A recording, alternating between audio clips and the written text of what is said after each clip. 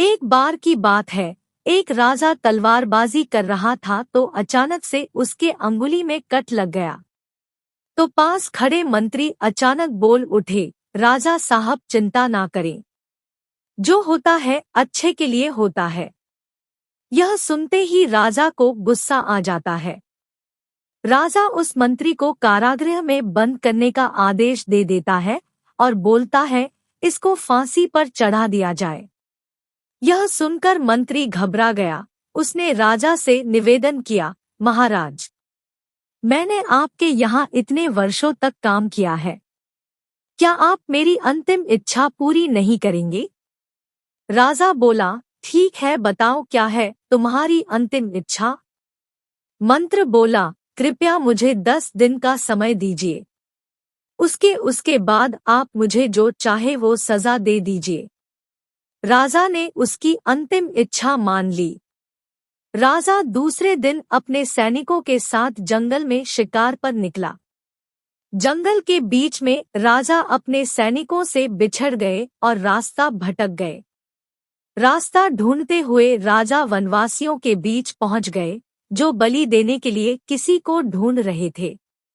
वनवासियों ने राजा को पकड़ लिया और वन की देवी को बलि देने के लिए ले गए। बलि देने की सारी तैयारियां पूरी हो गई। जैसे ही राजा को बलि देने के स्थान पर ले जाया गया, वहां खड़े बुजुर्ग की नजर राजा की खंडित अंगुली पर पड़ी।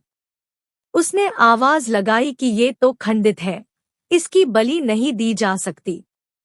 तो वनवासियों ने राजा को छोड़ दिया। राजा जैसे तैसे वहां से निकला और अपने राज्य पहुंचा।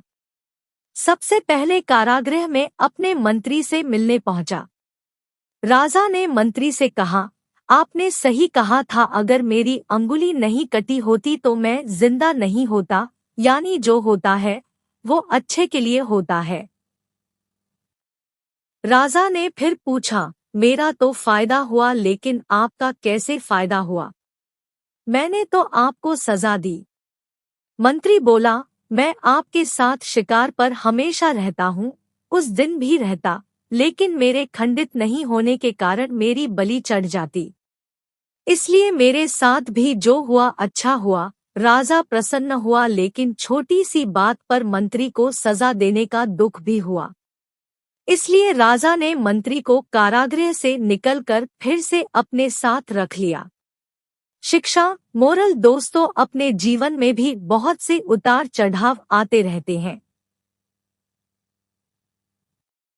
कभी कभी कुछ चीजें मन मुताबिक नहीं होती हैं। इस कारण से कभी निराश नहीं होना चाहिए। हमेशा याद रखें, जो होता है अच्छे के लिए होता है।